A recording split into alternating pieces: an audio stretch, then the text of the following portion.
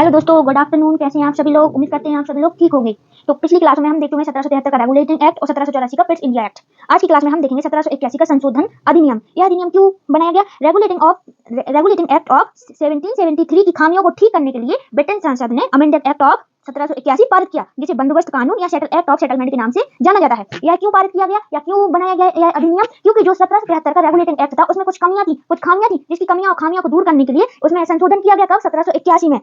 तो इसको क्या कहते हैं? बंदोबस्त कानून या एक्ट ऑफ सेटलमेंट भी कहा जाता है। इस कानून में क्या था? इस कानून में राजस्व संबंधी मामलों तथा राजस्व वसूली से जुड़े मामलों को भी सर्वोच्च न्यायालय के क्षेत्र अधिकार के बाहर कर दिया गया। जो पिट्स इंडिया एक्ट या रेगुलेटिंग एक्ट में पड़ा था उसमें क्या था? राजस्व संबंधी मामले तथा राजस्व वसूली से जुड़े मामले क्या थे? सर्वोच्च न्यायालय के क्षेत्र अधिकार में ही आते थे। लेकिन 1781 में क्या कर दिया गया? इस कानून में राजस्व संबंधी मामले तथा राजस्व वसूली से जुड़े मामलों को सर्वोच्च न्यायालय का जो सर्वोच्च न्यायालय के क्षेत्र है वो क्षेत्र अधिकार के बाहर कर दिया गया।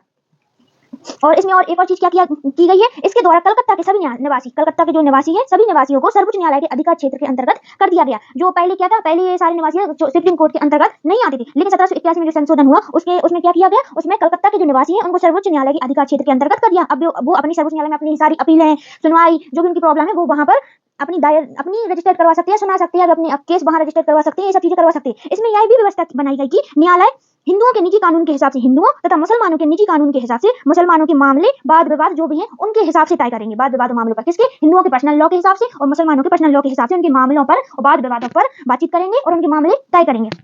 यह व्यवस्था भी की गई कि प्रांतीय न्यायालयों की appeal governor general in council के यहाँ दायर हो, न कि सर्वोच्च न्यायालय में। गवर्नर जनरल इन काउंसिल की प्रांतीय न्यायालयों एवं काउंसिलों के लिए नियम विनिमय बनाने के लिए अधिकृत कर दिया गया। इसमें बस क्या है, इतने ही पॉइंट, इसमें कुछ खास पॉइंट नहीं है। आपने देखा होगा सुप्रीम कोर्ट की स्थापना कब की गई? 1784 में। किस एक्ट के तहत? Regulating act.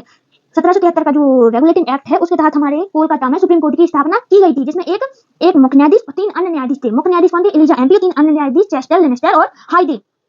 तो 1773 के रेगुलेटिंग एक्ट के कुछ कमी और खामियां थी, उसको संशोधित करने या उसकी कमियों को दूर करने के लिए ही क्या बनाया गया? 1781 का संशोधन अधिनियम बनाया गया, जिसे क्या कहते हैं? बंदोबस्त कानून या एक्ट ऑफ सेटलमेंट के नाम से जाना जाता है। इसमें कुछ यही पॉइंट है, इसमें यही पॉइंट बनाया जा सकता है कि रेगुलेटिंग एक्ट की कमियों को दूर करने के लिए कौन सा सन में संशोधन अधिनियम आया था? तो बोल सकते हैं 1781 में। 1781 का संशोधन अधिनियम को और किस नाम से जानते हैं? तो बोल सकते हैं अमेंडिंग एक्ट ऑफ 1781 और बंदोबस्त कानून, एक और बोल सकते हैं इंग्लिश में एक्ट ऑफ सेटलमेंट।